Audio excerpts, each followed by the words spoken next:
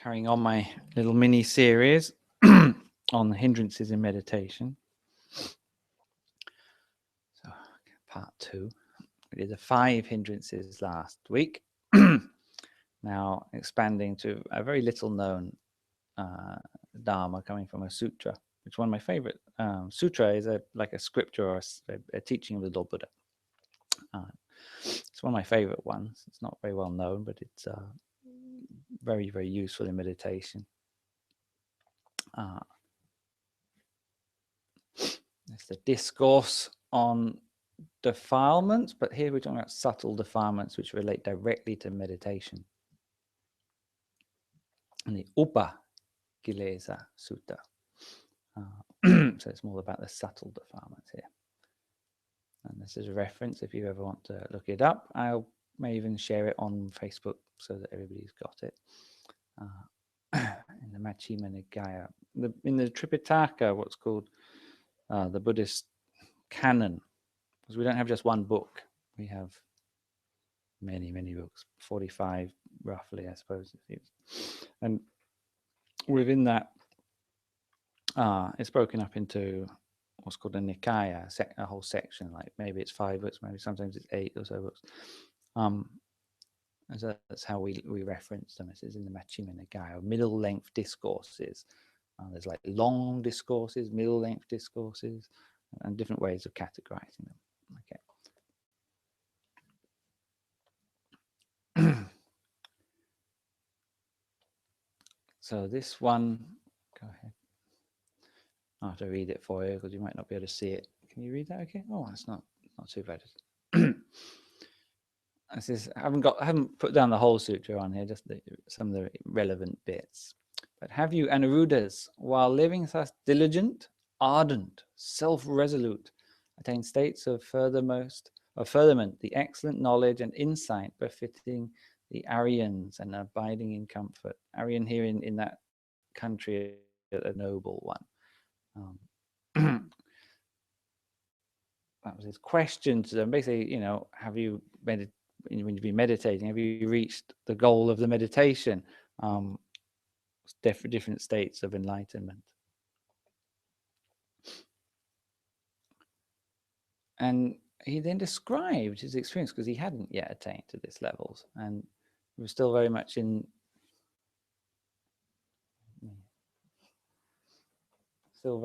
a state where still practicing, and maybe quite similar to some of us in our meditations, perhaps.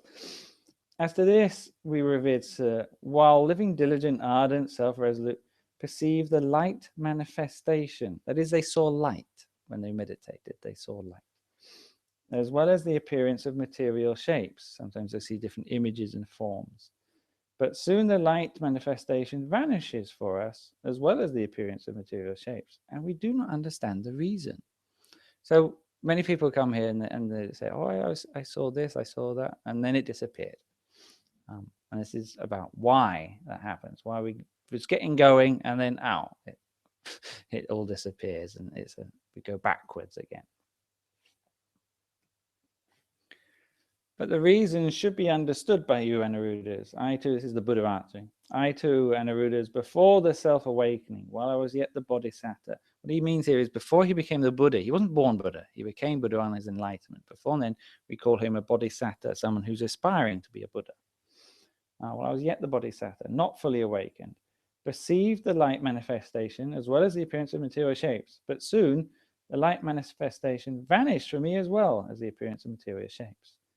And this occurred to me. Now, what is the cause? What's the reason that the light manifestation vanishes for me as well as the appearance of material shapes? So in Buddhism, the Lord Buddha would always look at cause and effect.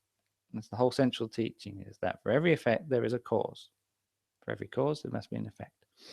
So he would always look into what the cause of everything was. In very many ways, he was the first scientist. And the first one he discovered was doubt or uncertainty had arisen in him. And because there was doubt, concentration fell away from me. When concentration falls away, the light manifestation vanishes as well as the appearance of material shapes. So I'll act in such a way that doubt will not arise in me again.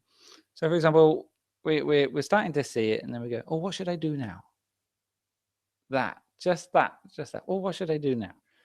That little bit of doubt comes in, and suddenly the mind is, instead of becoming one, it now becomes two, because maybe there's two options here now. Okay, so the mind is no longer a single pointed. It's no longer focused. It's like I go cross-eyed. I get two images instead of one image. Okay, the mind loses its focus, and therefore the whole thing disappears. So when we have uncertainty, we lose concentration. And so this one is one of the hindrances. So we learn when to put these questions, and it's not while you're meditating. And we learn to have confidence when we're meditating. Faith in Buddhism is really about, in practice terms, it's a lot of it is about having faith in what we're doing, in being confident in the technique, being confident, which comes with experience, but we also actually have to add some confidence to it as well. It's very much the same as a footballer. Okay, football is yes, it's partly about skill, but it's an awful lot about confidence. Why is it that a goal scorer in particular, even though it's not about what he's training in, what he's putting into his practice, why is it that when he finally gets a goal after a goal drought, he then starts going on a goal run? Okay, confidence, as simple as that. It's a way of thinking. It's about confidence, and it's the same in meditation. You get on a run of bad meditations, you get a run of good meditations. Confidence is massive, much stronger effect in meditation than in football, because you're dealing with the mind. That's all you're dealing with, is your mind when you're meditating, and it will reflect back to your state of mind. And so it's a very big point. And so our abbot always says, when you meditate, you should have 1,000,000% certainty that you'll attain enlightenment right now. And if you meditate with that, it will have an effect and have a very powerful effect. So confidence here is really important in meditation.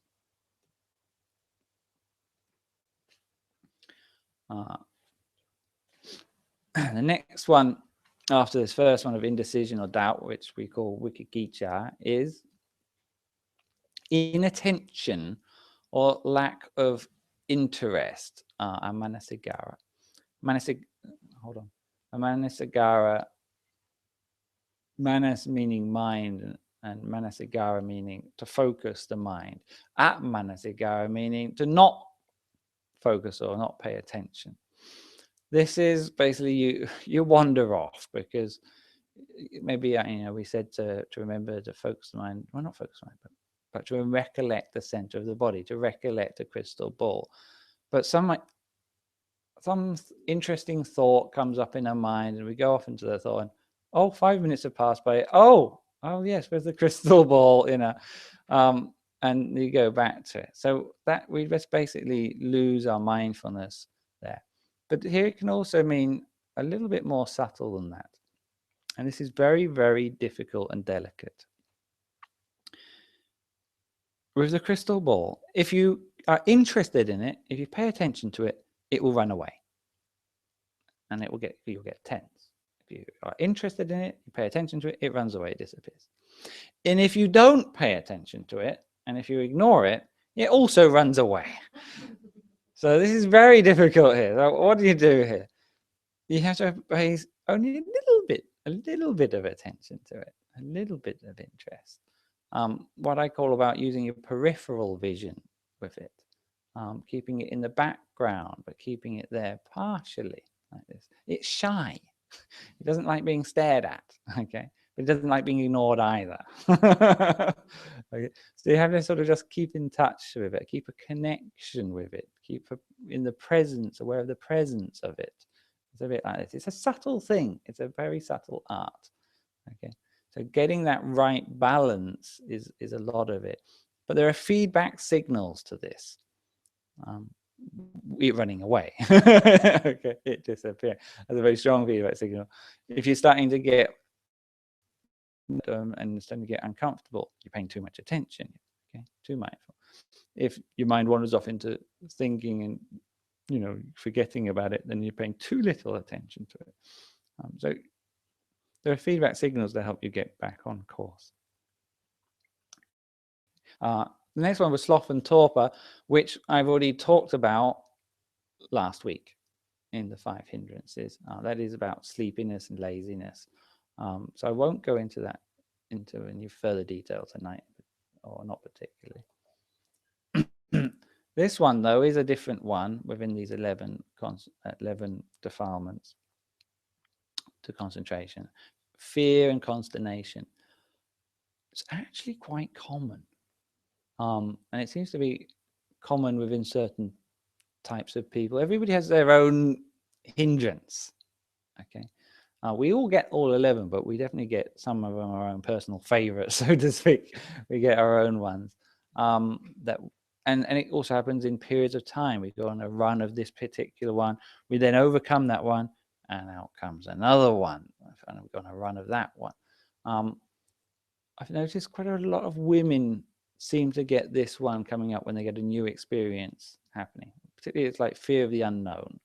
And I've seen that a few times now. They feel the falling during meditation, or the body starts disappearing. It's like, oh no, where's my body going? And that kind of thing. Grab the chair, make sure they don't float away, this kind of thing. This slight bit of anxiety or fear crops up. There are some extreme meditation experiences which can happen where you really do fall, in the sense of plummet, sense of like the lift has had its wires cut off and woof, you go down. That can happen. You had that one? Yes? Yeah, but for me it was like, when you go off sleep and that happened. Ah, right, yeah. That's slightly less pronounced on that, so that's slightly different. When you do have that sort of nodding off type of drop, but I mean plummet. I mean plummet here. Like falling off a cliff. I mean, and it's a very strong one, and that can be quite alarming. And everybody gets that until it happens again and again, and they realize that, even though it feels like you're going to die, but that you just don't die, and nobody has ever died from it. I've yet to find somebody die in meditation. It hasn't happened yet. You're pretty safe. Okay. 100% survival rate in meditation. All right.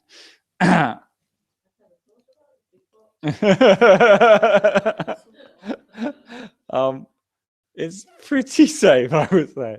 I don't know of many injuries or anything else.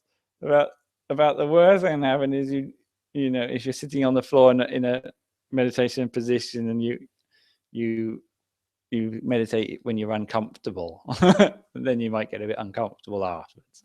But when you're sitting on a comfy chair, you're not even going to get that. So nothing's going to happen to you. So there's nothing to be afraid of. Okay. This happens. The only real way to overcome it, because it's so quick when it arises, is you just have to learn by experience.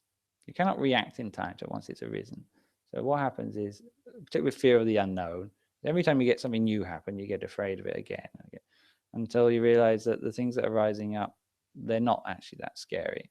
It happens again and again, and nothing happens, and oh well, you lose your fear, because it's only of the unknown. Once it becomes known, it's no longer unknown, so you lose the fear of it. That tends to be the way to overcome this one. But we'll go into more details on each one, I think, in the next slides. Excitement and elation. So this is the kind of like the pair of and they come in pairs. Some of these. Fear is one way of reacting to what's happening. Excitement is the other way of reacting to what's happening. I've noticed a lot of men get the excitement version. Oh, it's starting! Here it comes! And for example, with a falling one, it's the same experience, but you might react to it, whee! And off you go. So you can get a very different reaction to it. You get elated. Oh, I finally seen the crystal ball, or I finally seen the crystal Buddha. And no, I don't see it anymore, because you got elated. Very big obstacle, because particularly when the good experiences start happening, I mean, it's natural to then get elated about it. You've spent a lot of time trying to get there, and you finally get there, and you get all excited and happy about it, and it disappears. again, it's the same kind of answer to this one, which is that you have to just get accustomed to it, get used to it. And as you get accustomed to it, used to it, you'll get less of this excitement. Excitement is just comes with initial and early experiences of each, and it happens at each step, especially if you're that kind of a character. But as you meditate and get over these excitements, you learn to become more neutral. You'll learn to have more indifference and dispassion. This is a much trickier one, physical unease or restlessness. It could mean here just simple things like tension, or just not being relaxed enough. Could mean, like I've talked about in previous sessions, about blocked meridians and so on. But it can often mean about fidgety. The hands are fidgety, the feet are fidgety, itchy, and this kind of thing. And of course, in this technique, you need to be still.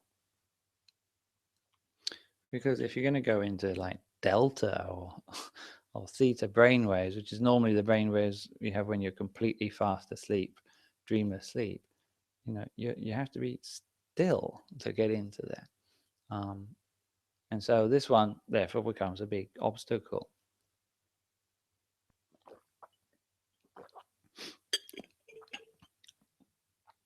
There are some classic ways of overcoming this. For example, mindfulness of breathing.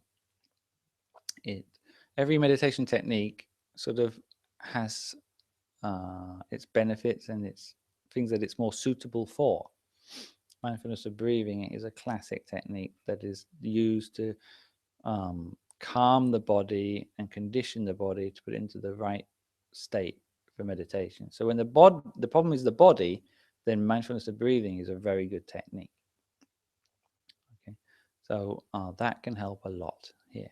If you ever find yourself not settling down physically, go to the breath. And as the breath slows down, then the body will also calm down and get still.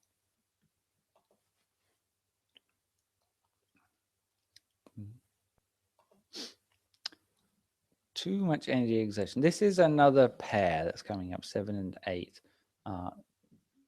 You'll see the two come together, which is slackening of energy or exertion. So you're trying too hard, or you're not trying hard enough.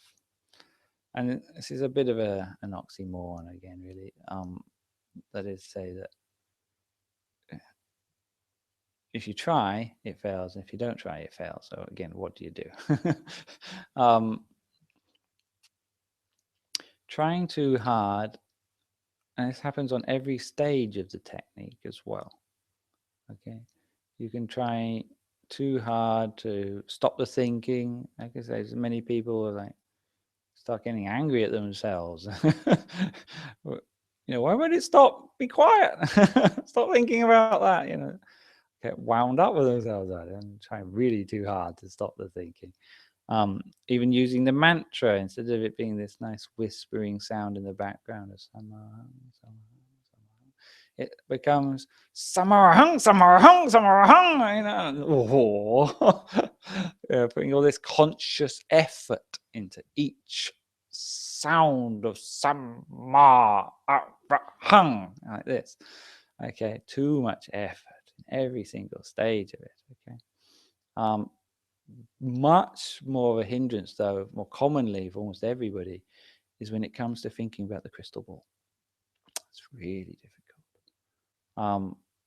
It has to also be done subconsciously in the same way as the mantra is subconscious as a background thing. That's tricky, because what all of us tend to do is we want it to be clear. We want it to be steady. We want it to be in focus and so on. And so we can't resist putting a little bit of effort to make it like that, to make it stay still, to make it become clear. And we start focusing. It's like we squint. If I don't wear my glasses, you're all really blurred now. So I make you in focus. And we do that with our mind. We do the same thing. And it's a very subtle hindrance, but we focusing too hard to try and make the image a certain way when it doesn't need to be a certain way at all. It's just doing its job just by us recollecting it. It helps us to not fall asleep and dream. It's already doing its job. So we have to overcome that. We literally, if we notice that we're trying too hard, particularly in this way of thinking about the image, we just open up our eyes immediately quit, because it can be a really destructive habit, and it'll then end up creating tension in the eyes and create headaches even. Just stop, open your eyes. I'm trying too hard. Start again. Okay, start again. Decondition that whole thing. But not having enough effort, that can also happen, So many people I know sit down to meditate, and within a minute they fall asleep, and the whole session, the head's down, it happens every single time, and that's too little effort. Okay, and when it happens, that's starting to get that feeling of sleepiness, they just give in and let go and fall asleep. There are some times when it's the right thing to do. There is sometimes when it's the right thing to do. When it's just so strong, you wouldn't be able to fight it anyway. But the problem is that they kind of like enjoy it, and then even when they've had a little rest like that, but they don't try and come out of it. They stay literally the whole session like that. Okay. You can be a little bit lazy with it as well. But it can also mean just that, one day we meditate and the next day I can't be bothered. Or, another few minutes in bed would be nice. Oh, it's late. I don't want to meditate. I just want to go to bed now. Or I've had a busy day. I haven't got enough time for it. That kind of slackening of energy and effort is also mentioned and referred to here. Okay. We need consistency in our practice. So we can also be too diligent. There were times in the Lord Buddha's time when people were practicing walking meditation. There was one monk who practiced walking meditation, walking backwards and forwards, until his feet bled. And the poor Buddha said, I'm glad you're sort of trying hard, but too hard. Take it easy. Find the middle way here. Okay, don't go to extremes. And when he balanced it out, he then attained to enlightenment as he balanced it out. So you can also be too diligent about it. I went through a period of this many times as well. I got quite a lot of enthusiasm, but other times it's hard to get the motivation to meditate. It goes up and down. You have to try and find this balance. Find a balance. This is another one, and in fact, this one, the desire, this craving, this actually occurs and then creates a too much energy and effort. It's like the one that almost lies behind it, but it can be quite subtle. And you've got the crystal ball, it's starting to emerge. You're starting to see it. And it says, I just want to see it a bit longer, or I just want it to stay. It's there for like a millisecond or half a second, and it disappears, and it comes back half a second, and it disappears. It does this again and again. You're like, I just want it to stay. I just want it to stay a bit longer. A little bit of craving, later on, it has all the different stages, particularly once the image is up, it goes all those different stages. Particularly once you know what can occur, and you've heard somebody else get this good meditation experience, and I want to be like that. And then, the envy creeps in, and then that creates this kind of desire and craving and greed for the next stage. So it becomes a very subtle hindrance, this one. Contentment is what we have to cultivate. Contentment means being happy with what you have. Being happy with what you have. That is the driver of progress. It's a strange thing in meditation. The more content you are, the more you get. The less content you are, the less you get. So learning how to be content with just this. This is enough. This is fine. I'm enjoying this. that kind of attitude is far more powerful. Each one is a more subtle hindrance, and they often are almost met in order like this. You overcome this one, and then a more subtle hindrance comes. That's what the Lord Buddha experienced. And so this one is much more subtle. This one is perception of diversity. This happens when you've got the crystal ball, and then it expands, and there's another crystal ball in the center of that one, and that one expands. And then you've got quite a few crystal balls, and which one do I pay attention to? It's like there's more going on, and particularly at a very high stage, there is a lot more. Maybe there's more than that going on, and you're like, where do I put my focus and whatever? When you have a crystal ball, I said when I was leading meditation, don't pay attention to the surface of it, and particularly when it's like a crystal Buddha. And so you've got the face, you've got the legs, you've got the arms, you've got the pointy bit at the top. You got, where do I put my attention? None of that. This empty center, which in the end will just be a point of light. And so it has a singularity, it has a simplicity to it. Put your mind there, and the mind can become simple. But if you start paying attention to the complexity of what you're seeing, then the mind becomes complex. So you want to keep it simple. It's more of a higher hindrance. And then once you've got it, again, you've got the image, and your mind's getting quite focused on it. You can then become too focused on it. You start staring or focusing on the image instead of just letting it be there and be in the background. You're like mentally staring at it, or even then becoming physically staring at it. You're squinting with your eyes. So that can occur this one really occurs once you've got an nimitta or image steady, and then you start paying too much attention, and then you get tension. It pulls you right out. That's roughly speaking what they are. So if I go in a bit more depth. So when we have lack of interest, we find that we're not focused, basically. We haven't got any concentration, we're just wandering. Then you have to pay attention to that aspect of the nimitta which is beautiful, which is attractive, which is joyful. So that's supposing you have the image, okay?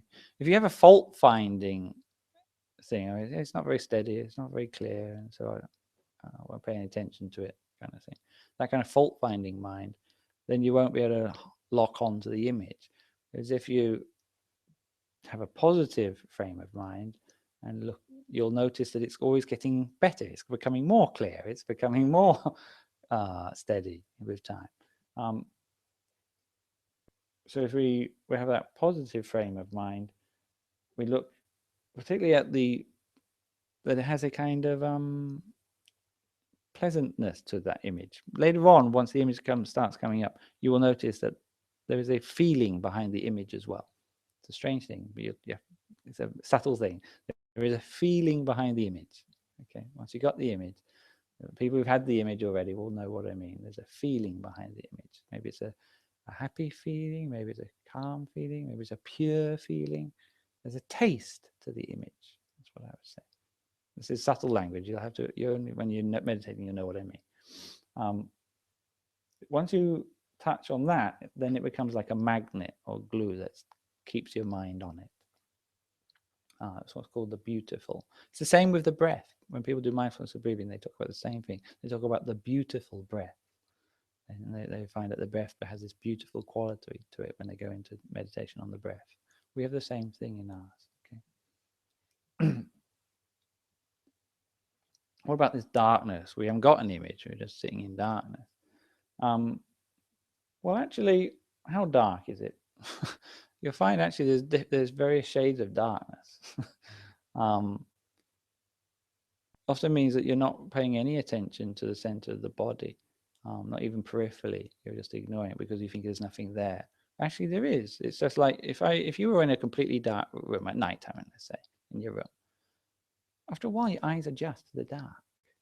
And even though it is dark, but there's dark and there's dark, and you can still find your way around the room. You might bump into it a bit, but you can still more or less find your way around the room.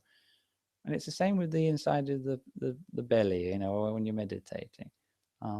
There is still a sense there. So you don't want to pay too much attention here, but this is what you might do if you're paying too little attention. You notice you're paying too little attention, you're starting to get sleepy or whatever. Instead, pay a bit more attention to that darkness. Befriend it, don't dismiss it.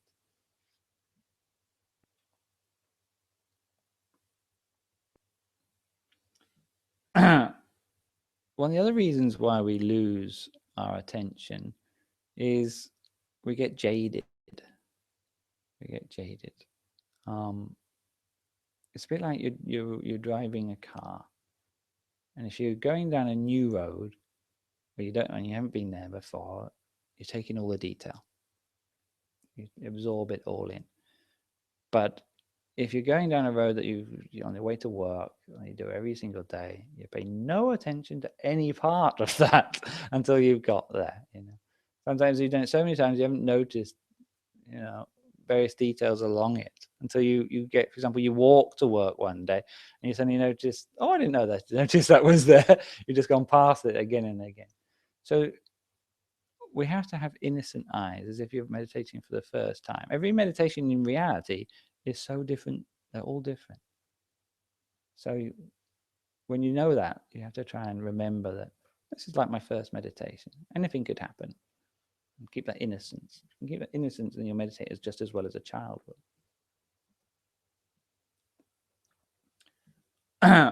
So going to those pairs, fear and excitement. I say new meditators here, but yeah, it's all of us as well. We start to get some good experiences coming, like happiness or bliss, or the visual stuff that happens, and then we go, wow, okay, wow in whatever way, but it's an inner wow, amazing, oh, fantastic, I've done it, and so on, and so it disappears. They get excited. When you get the new experience, it can happen, but because there's a whole series of new experiences, it means that however developed you are in meditation, this can still happen. You just get excited about different stages of it. Or you can get the fear. And that fear can be various different reasons of why we get the fear. And that you also have to do a little bit of self-psychotherapy or psychoanalysis to work out, why do I get afraid so easily about the unknown? But there can be various different reasons there. It's very individual why such fear comes up. But as soon as it comes up, you'll lose your tranquility. So the whole experience will disappear. And what will be left with is your fear. So take your fear as the new object of meditation. Look at the fear. Examine the fear. Use your wisdom of your mind. Because if some experiences come up, that means your mind is now already got quite a degree of concentration. So it's a very suitable mind to do this kind of introspection. It has wisdom. It's a wise mind. So it will see and it'll be able to look into this fear and see what's behind it. And then you gain self-knowledge. You'll work out why I've got these habitual reaction patterns. Because you're not going to be reacting this way just to the meditation object. You'll be reacting like that to all new experiences in life. Okay. And so this is where you can then use it as a self-development tool to look into your habitual reactions to new experiences. Do we run away from new experiences, or do we embrace them? And this is the kind of thing we can start looking into with our concentrated and wiser mind that we've developed. So these are these two enemies, fear and excitement. But these experiences that we get are happening because we've had a neutral mind. So if you remember the cause of it is by being neutral and by being still, then you'll know that if you do react to it in that way and you lose your calmness, basically, then you've removed the causes of that experience. So you have to, whatever happens in meditation, you have to basically ignore it. That's a simple answer to almost every question in meditation. Ignore it. Be neutral, ignore it, let it pass. in the end, I decided you have to cultivate an attitude or an understanding to help you do that, because it's not easy. In practice, all the inner experiences that you're going to get, none of them are the one that we're actually looking for or wanting. They're like you're driving the car to your destination, and you have to go past Tesco's, you have to go past Marks and Spencer's, and yeah, they've all got good things on sale there, and what I could do with that, and but they're not the destination we're going to. Okay, none of them, however enticing, however good an experience they are, there's a lot better one that's in the final store at the end of the road, right? Where we're actually trying to go to. So if you have that kind of approach or attitude, then you realize, oh, well, I can just go past all these experiences. I don't need to get excited about them. I can be neutral towards them. Just let them pass. Go drive past them. Drive past them. Yeah. Drive past them. You take that attitude, then you'll be able to gain a more balanced mind. There's a very famous Thai monk who, famous in this country in particular, because he's got various branch temples in this country. One of his branch temples is quite nearby here in Hanam. Maybe some people know it. It's a Thai temple in Hanam, very big, very long established as well. Anyway, he used this metaphor as a great meditator, as being sitting next to a still forest pool, and you're sitting still, just meditating, and so still that the local wildlife, which originally wasn't there, start creeping out, thinking, oh, it's all quiet. So they start creeping out to go and drink from the water. But then you see all these animals, or you hear these animals wandering around, you're like, what's that? Is there some cute little animals? So you start taking a peek and start watching animals. And then the animals realize that there's somebody watching them, so they all flee. Okay. Just like wild animals are easily startled and will run away at the slightest thing, it's the same with inner experience. Okay. So that's why we have to keep our stillness. Whatever happens, we just stay still. Keep that attitude of just staying still, whatever happens. It's a nice little metaphor. So this physical unease, distress, and restlessness here can occur in various different ways. This itchiness is a really weird one, particularly in Thailand, okay, because in Thailand they get these tiny, tiny little ants. I mean, they're minuscule little ants, and they're everywhere. Absolutely, there's no escaping them. They're absolutely everywhere. I've even been in like a skyscraper, and you still get them. And so the itchiness makes you really, if you get itchiness in meditation, you really think it's this little ant that's crawling in you. And the thing is half the time it is. Okay. And if it's not a little ant, then it's a mosquito or whatever.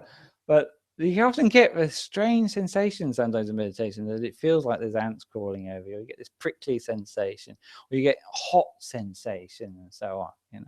You get them, you get itchy for some reason. I'm just saying it, you're getting itchy already. I'm getting itchy as well, And so that happens, I have to start itching away, and I'm restless, or you get fidgety anyway. And you're not going to immediately overcome that kind of thing. I always say, if you can sit there and try and fight it, like just itch, just scratch for a while, until it's over. Okay, and it won't last very long, because nothing lasts very long in this world. Once it's satisfied, okay, it's sorted out. Gradually just let it calm. Just gradually let it calm, because it will reach its peak and then it'll start to calm, and then you just go with that as a calming effect, and then move to the breath. When you can, move to the breath, and the breath will then help it to calm further, to help it to become still. The breath will come slower. The body will start to relax, become more still, and you go with that, and you can get past it. That'll work, but it won't work with a sore knees. Okay. There are various different physical aches and pains. You get sore knees, sore back, This is more about those who meditate on the floor. It's not easy meditating on the floor. There can various different obstacles you get like this. That's why I talked about posture the other week on a Wednesday night. You don't get these so much if you're sitting on a nice comfy chair.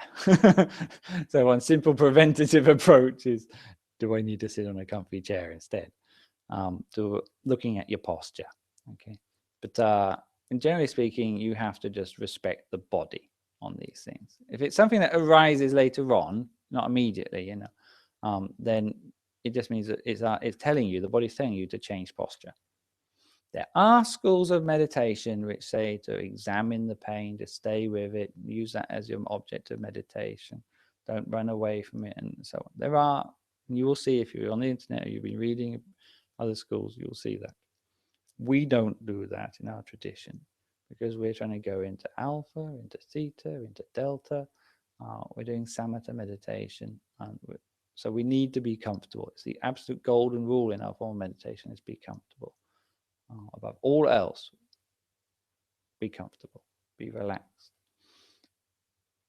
If you were to do that other approach, you may gain wisdom, you may even be able to endure it and so on, but you will start conditioning yourself to be uncomfortable. And you start to become tense automatically. And that then creates a lot of trouble for you later on.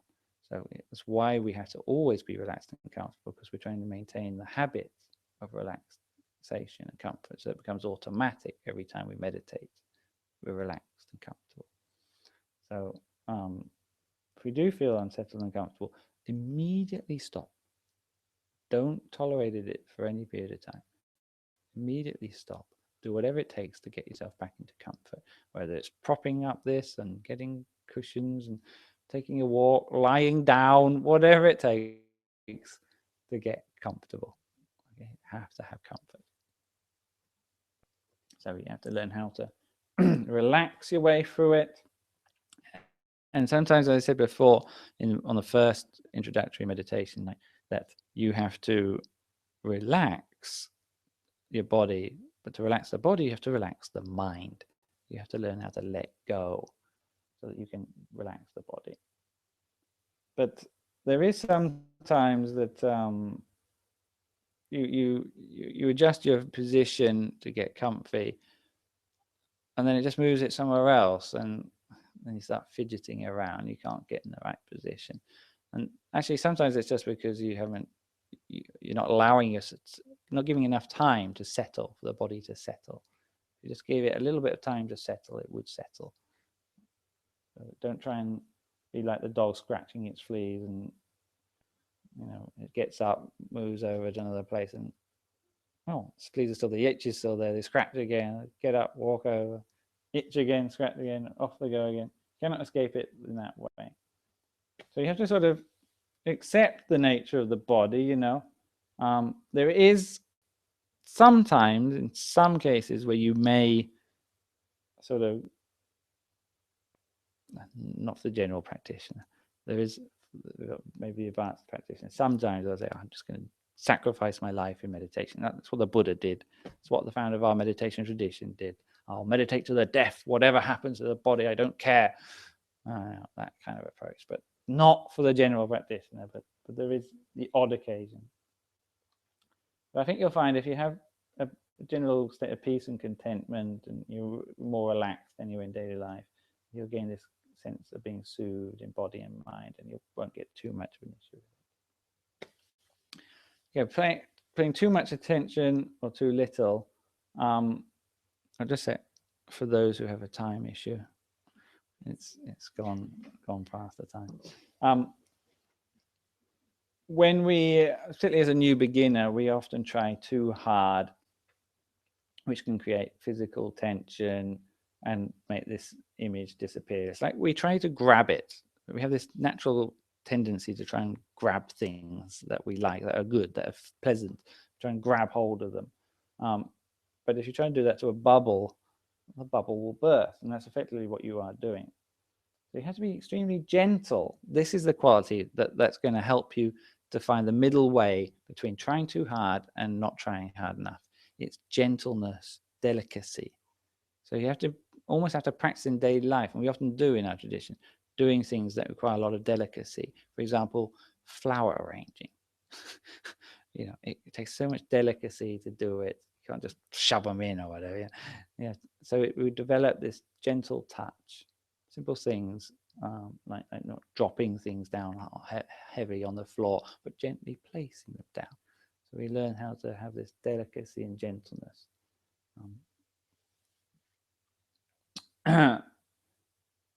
But even if we are gentle, there are some times when we just start to wane, we start to drift, start to get too slack. And so we do have to be mindful of the balance that we have, of whether we are being too slack or too tight. You'll notice that sometimes the mind is starting to wander off more than other times. You're getting a bit dreamy, a bit sleepy or whatever. And so you have to put a bit more effort in. And then you put too much effort and you go to the other side. And so, now I need to more relax. Well, and you start going from left to right, from too mindful to too sleepy. That's fine. That's normal. Until you find the right middle zone and it stays there. And then you don't have to do anything.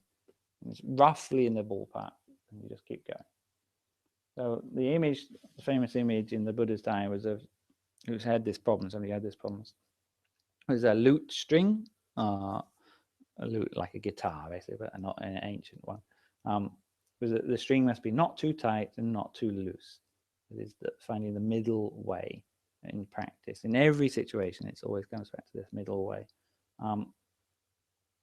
And my hint that I discovered here is that there are feedback signals that tell you when you're going off course, when it's getting too tight and too little. So if you start to become mindful of what those feedback signals are, just being mindful of them will help you go back on course. So you just notice that I'm getting a bit sleepy, and it will increase your attention automatically. Or when I'm getting a bit tight, then you learn, I'm trying too hard, and immediately you'll give up trying, and you'll start going to the other opposite extreme. So this helps a lot. The nimitta, particularly when it's something like the crystal Buddha, it's beautiful when it happens and particularly as you get further and further on, the beauty just increases and increases until there's nothing else that you'll ever see that's more beautiful. That's the nature of the mind when it develops. It can be astonishingly, indescribably beautiful later on. And so naturally, when you start getting interesting experiences coming up or things like that, then we start to get attachment, we start to get craving and desire for it and to want to hold on to it and so on. And it doesn't like that. It just runs away. So we have to have this passion and equanimity, detachment, to have the wisdom that all things are impermanent, and to be content with very little. We're just meditating. We're not meditating for those experiences. They're nice side effects that we may sometimes get, sometimes we don't. But every time we meditate, we get purity. We learn to let go of things. We gain all sorts of health benefits every single time. We think like that regardless of what kind of inner experiences and phenomena we get or don't get, it doesn't matter. Those are not the reason for us meditating. You have to have that attitude. Otherwise, you can get this attachment coming. So we just let them be like guests that come in and out of our mind and come and go. We're just maintaining an open space for whatever happens.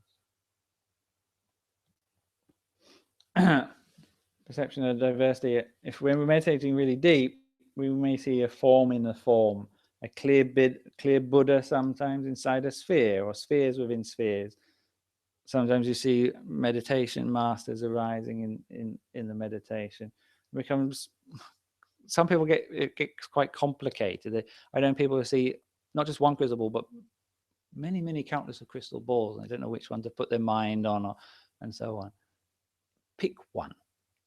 Okay, you're trying to simplify the mind. So if you're seeing many things, pick one. It doesn't matter which one, just pick one and focus at the center of it. The center of the center, and keeping it simple is always the approach here. So ignore everything else. Let's focus on the center, whatever you've got. You're seeing a crystal ball, Pay attention to the center of the crystal ball a little bit, with delicacy, with gentleness. Sometimes we get memories arising while we're meditating, both good memories and bad memories. At the beginning, it can be bad memories, but later on, it can be good memories. That is part of what we're doing when we're meditating, is we're cleaning the mind. That's the large part of why we're doing it, is and so just as you're cleaning anything else off, the cloth gets dirty, the dirt has to come off of it. You see the dirt to get rid of it. And so images will often come up, and that is your mind learning to let go of this, to let go of that. So when you do have these images and memories come up, they're coming up to be let go of. They're not coming up for you to inspect, to analyze, to hold on to, or anything like that. They're just coming up to be let go of. That's all. Okay, you're just washing them down the drain. So when they come up, pay no attention to them. Let them come and go. Don't analyze them. Why is that memory coming up right now, or anything like that? Just let them go. Let them go. Let them go. Be disinterested. When we get a strong nimitta arising, many people fall into the habit of really over-focusing on it, and it becomes very clear, and it can become very bright sometimes, and we hold it there, but it becomes uncomfortable. It's therefore wrong. However good the image is, if it's uncomfortable, it's wrong. And sometimes you get clearer than you've ever seen it before, but you're uncomfortable. Throw it away. Throw it away. Try it. Start again. It doesn't count. What counts is comfort and relaxation, not the image. So try and look at it neutrally and naturally, as if it's a commonplace object, not as if it's something special that you want to inspect and take in every detail of it. So you'll see the kind of things I've been saying in answer to most of these is you have to be soft, you have to be gentle, you have to be comfortable, do it very in an easy and leisurely fashion, do it continuously without break, and not letting it wander too far. Be confident about what you're doing, content with what you have, be neutral to the experience. Jane, when you're practicing it, you'll gradually develop more and more delicacy with your mind, and focus on the center of the center of the center, going along the middle way. So then he said, so Ayanuruda's living diligent, ardent, self-resolute, perceived a light manifestation, but did not see material shapes. Then for a whole night and a whole day, and a whole night and day, I saw material shapes, but did not perceive the light manifestation. And you see, this is what we mean by going for it, okay? They're doing this the whole time, nothing else. 24 hours, continuously doing this, okay? But they only got part of it. They saw the light, or didn't see the forms, or sometimes it's the other way around.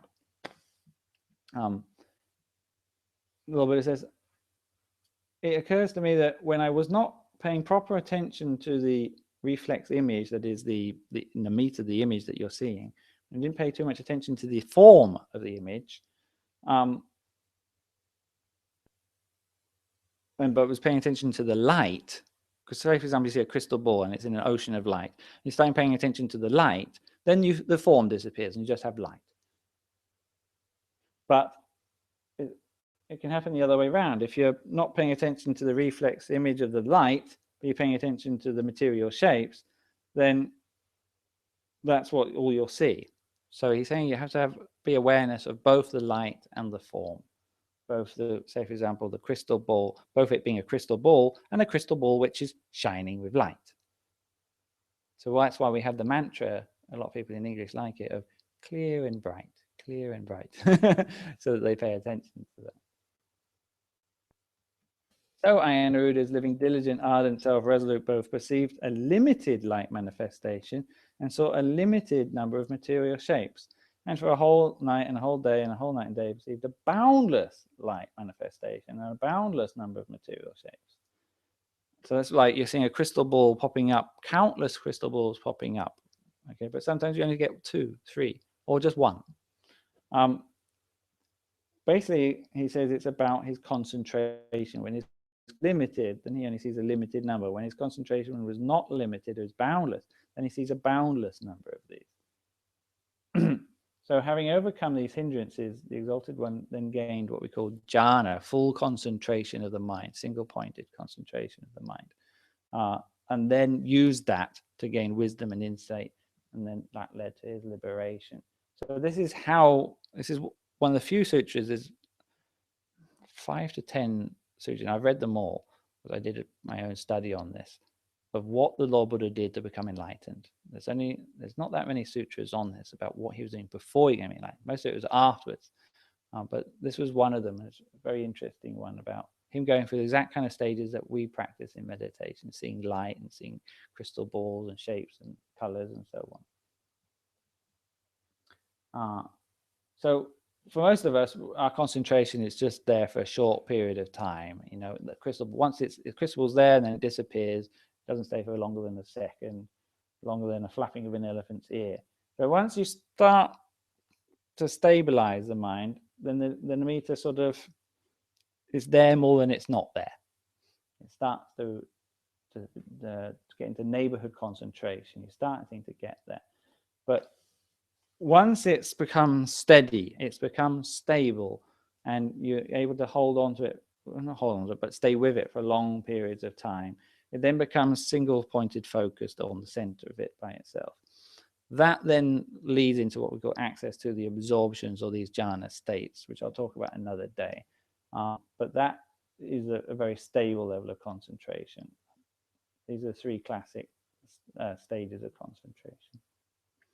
But they happen to correspond quite similarly to the stages of the nimitta that you see, say a crystal ball that like the crystal ball in front of me here, you're looking at this and then shut your eyes and try to remember it and you get a blurred image. Then as you're practicing it, eventually it stabilizes into ukkaha nimitta, becomes 100% clear, just as if you're looking at a real object. And it can stay there for the whole period of the meditation. You open your eyes at the end of the meditation, it's still there the next day. The counterpart sign, or patipaka nimitta, is when it becomes radiant. It starts to shining. It's beautiful. And it becomes so delicate that it can expand either by itself often, but you could then expand it and contract it. Expand it and contract it. There's an advanced level of meditation. Once you've already got a crystal ball, you can then learn how to expand it to infinite size and shrink it down to a point. Expand it to infinite size, shrink it down to a point, again and again. It takes a very subtle mind to do that. But once you do it, it gets deeply focused, and that then leads into the next stage of the meditation. But roughly speaking, we often occur that we get the nimitta popping up, one after the other. That's much more common in this. And that is a bit similar to between the second and third levels of this. And there are various homeworks that we have, meditation homeworks at a higher level, where we do practice using the nimitta in different ways. As an advanced level of meditation to some extent. And a bit theoretical, but I'll put this on YouTube and upload this to Facebook and onto meetup.com as ever, always, so you can look at this. But this is quite technical. This is about the absorptions, the 4 levels of jhana, a technical word, meaning a completely focused mind, but there's actually stages of this focus. And they're discriminated, these 4 versions, according to the factors of the mind that comprise of it. The first one, you have applied the mind onto the object of the nimitta, then it stays on the nimitta, continued application of it. Joy arises, ecstasy arises, happiness arises simultaneously. At the beginning, you won't be able to differentiate these 2 things. And the mind becomes one-pointed, it becomes fully focused on it. In the second jhana, there's no sense of the mind having to focus on it, of what we call an application of the mind. It becomes really totally stopped and still at this point, and just joy, just happiness. Then this elation, this ecstasy sort of calms down and goes into a far more subtle, peaceful kind of happiness of sukha, but still one-pointed. In the end, there's another jhana, which was very commonly used by the Buddha and the monks in that time, where they actually remove both the happiness and the unhappiness. The whole opposites of these feelings disappear, and it leads into an equanimity, a state of mind which is completely pure. And when it's completely pure like this, it then has complete insight or clarity of mind. And they use that state of mind then to do deeper states of meditation, to gain wisdom. So these are very deep states of meditation.